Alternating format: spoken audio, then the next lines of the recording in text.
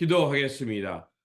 좋으신 아버지 하나님, 오늘도 저희들에게 이 아침에 시간을 허락하여 주시고 또 주님의 말씀을 묵상하며 이 하루를 출발할 수 있게 하시니 감사를 드립니다. 오늘도 우리에게 허락되신 이 하루를 통해서 하나님의 선한 뜻이 어디에 있는가 잘 분별하게 하시고 이 땅을 공평과 정의로 다스리는 그 예수 그리스도의 진리의 말씀을 따라 살아가는 저희들 될 수 있도록 도와주시옵소서. 아무리 세상이 혼탁하고 어지럽다 할지라도 이 풍랑 가운데 오셔서 하나님의 거룩한 진리를 드러내셨던 우리 주 예수 그리스도를 보게 하여 주시고 그 주님이 그시는 그 선한 말씀 붙들고 우리의 삶을 그 말씀 가운데 두고 살아가는 깨어있는 성도, 주님의 말씀에 신실한 성도들 되게 하여 주옵소서.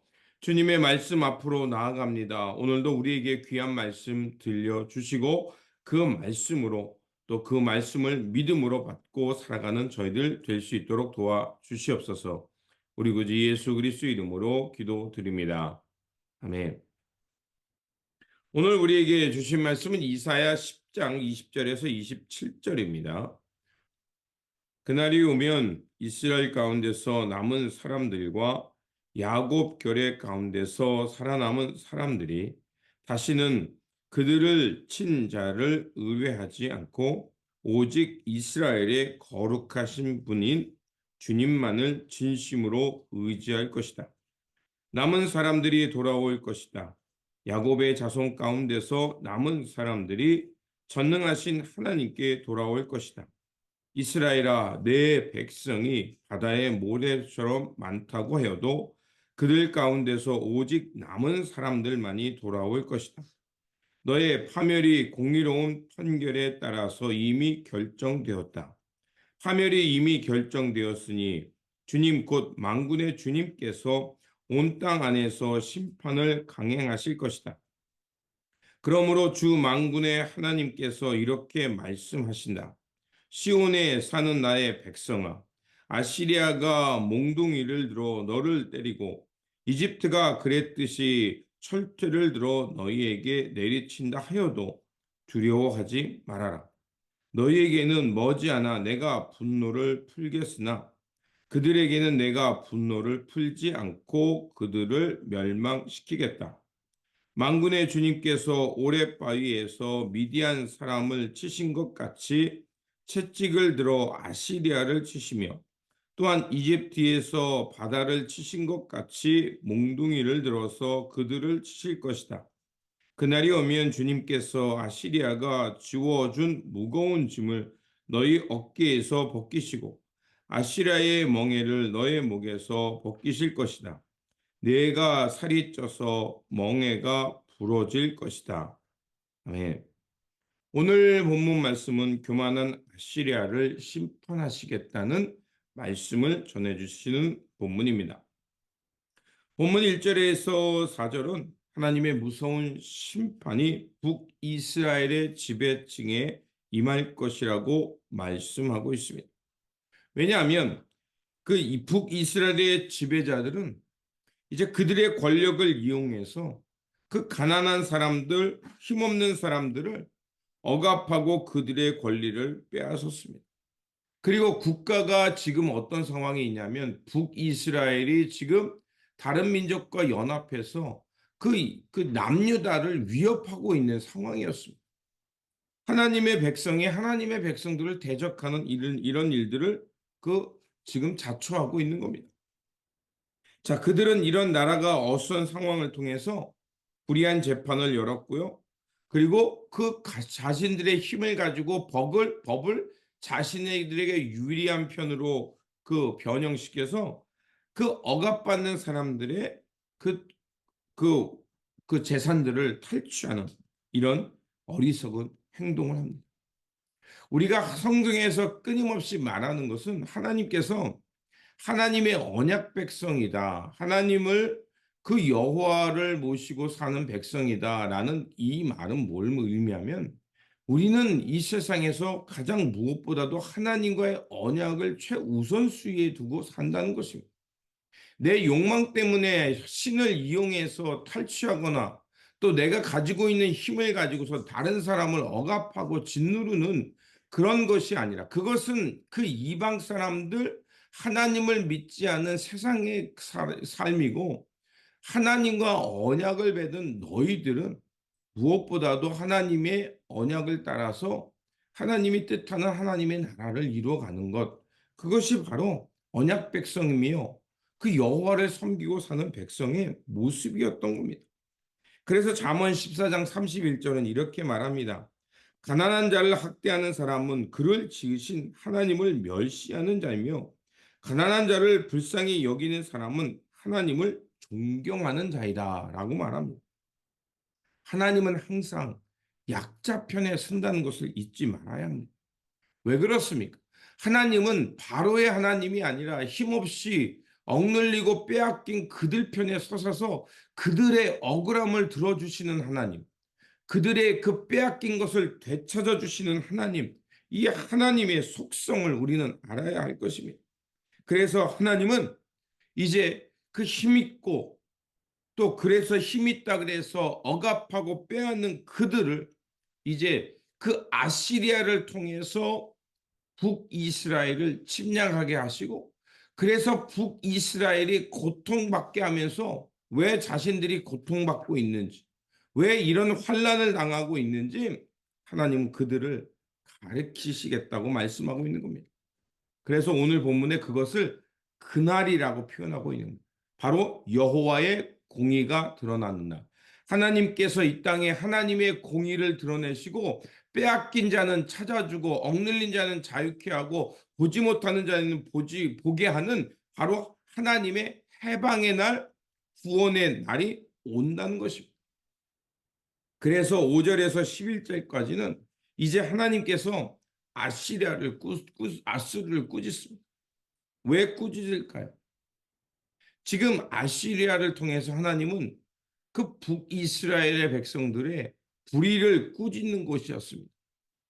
그런데 아시리아는 무슨 일을 했냐면, 하나님의 심판에 도구했던 그들이 뭐라고 하냐면 이렇게 말합니다. 5절에 화 있을진저 아수르 사람이요, 그는 나의 진노의 막대기요 그의 손에 몽둥이는 나의 분한이다. 하나님께서 그들을 이용해서 지금 하나님의 백성을 깨우고 있는 중이었습니다. 그런데 아시리는 하나님을 경외하거나 하나님의 뜻을 생각하지 않고 뭐라냐면, 자신들이 잘나서, 야, 내가 저 여호와 하나님의 백성들을 이렇게 침략해서 그들을 빼앗고, 내가 지금 이 나라가 이렇게 크게 확장되니, 야, 내가 지금 최고다. 우리가 믿는 신이 더 위대하다라는 착각 속에 빠지고 있었던 겁니다. 그래서 하나님께서요, 그 아실에 대해서 이스라엘 통해 뭐라고 예언하게 하냐면 8절과 9절입니다. 그는 이런 말도 하였다. 나의 지휘관들은 어디다 내놓아도 다 왕이 될 수 있는 사람들이 아니냐. 갈로는 갈그미스처럼 망하지 않았느냐. 하맛도 아르바처럼 망하지 아니하냐. 사마리아도 다마스쿠처럼 망하지 않았냐. 자신들이 나가서 전쟁할 때마다 다 이겼던 겁니다. 그러니까 자신들이야말로 어느 나라보다 위대한 나라요. 또 그 시대는 신들의 전쟁 아닙니까? 자신들이 나가서 싸워 이겼다는 것은 자신의 믿는 신이 더 위대하고 강력하다는 것을 자랑하는 것이었습니다. 하지만 그것은 그들의 어리석은 생각이었죠. 하나님께서는요, 그 힘있고 자신의 지혜와 자신의 손을 의지하는 그들을 똑같이 북이스라엘을 심판하신 것처럼 그들을 흩으시고 그들을 벌하시는 것입니다. 그래서 12절에 이렇게 되어 있습니다. 그러므로 주님께서 시온산과 예루살렘에 하실 일을 다 이루시고 말씀하실 것이다. 내가 아시리아의 왕을 벌하겠다. 멋대로 거드름을 피우며 모든 사람을 업신 여기는 그 교만을 벌하겠다라고 말합니다. 그렇습니다. 아시리아는 하나님의 그 단순히 통치의 수단이었습니다. 이런 우화가 있죠. 어느 날 말이 무슨 착각을 했냐면, 말이 앞서 자기가 걸어가면 사람들이 다 길을 비켜주고 엎드려 절을 하니까 말이 무슨 생각이면 내가 굉장히 잘난 사람, 내가 정말 멋진 사람이구나 이렇게 착각을 한. 근데 말을 보고 사람이 엎드린 것이 아니고 길을 튼 것이 아니라 말 위에 타고 있는 누구 때문에 사람들이 길을 내고 엎드린 거예요. 바로 그 말 위에 있는 왕 때문에 그런 거 아니었어요. 그러니까 우리가 착각하지 말아야 합니다. 그래서 잠언은 또 이렇게 우리에게 말합니다. 내가 스스로 지혜롭게 여기는 자를 보느냐? 그보다 미련한 자에게 오히려 희망이 있느니라라고 말합니다. 잠언 26장 12절입니다. 하나님 앞에서 스스로를 높이는 것은 패망의 지름길이고 또 창조주보다 스스로를 높이는 피조물이야말로 가장 어리석은 것이다 라고 성서는 끊임없이 우리에게 말하고 있습니다. 아수르는 자기의 분수도 모르고 스스로 교만하여져서 하나님을 대적하고 하나님보다 자신들이 위대하다고 착각했던 겁니다. 그래서 20절에 이렇게 말합니다. 그날이 오면 이스라엘 가운데 남은 사람들과 야곱 결의 가운데서 살아남은 사람들이 다시는 그를 친자를 의뢰하지 않고 오직 이스라엘의 거룩하신 분이 주님만을 진심으로 의뢰할 것이다. 의지할 것이다. 21절 남은 사람들이 돌아올 것이다. 야곱의 자손 가운데서 남은 사람들이 전능하신 하나님께 돌아올 것이다. 바로 이것을 말하고 있습니다. 남은 자들은 어떤 사람입니까? 비록 아시리에 의해서 침략당하고 또 자신들이 나라가 위태로운 가운데 있지만 그럼에도 불구하고 어떤 거냐? 저 아시리아도 하나님의 몽둥이에 불과하다.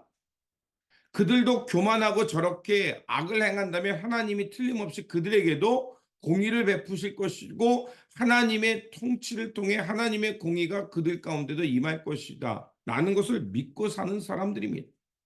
그리스도인은 어떤 사람들이냐? 바로 남은 자들과 같은 겁니다.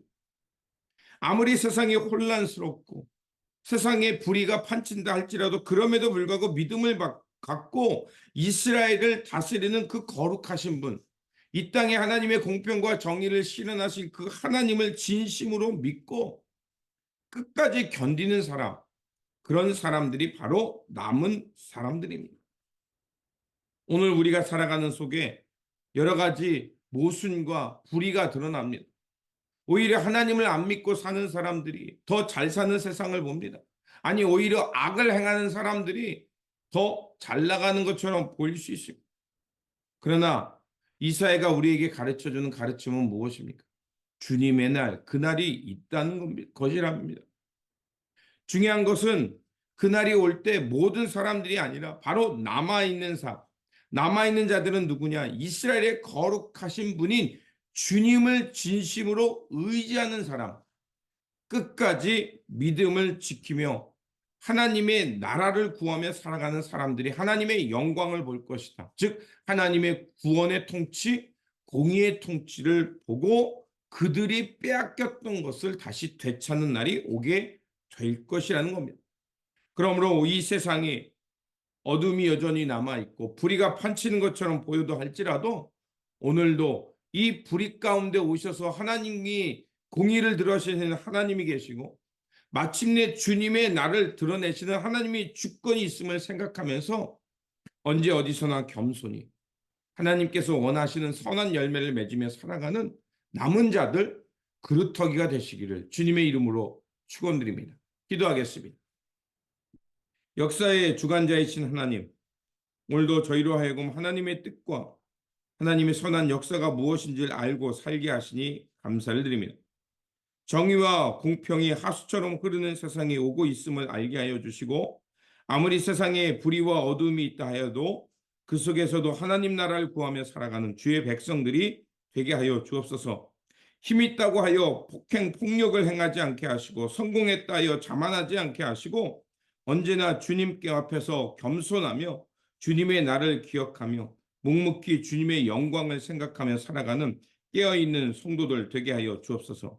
오늘도 살아서 역사하시며 이 역사를 이끄시는 우리 구주 예수 그리스도의 이름으로 기도드립니다. 네.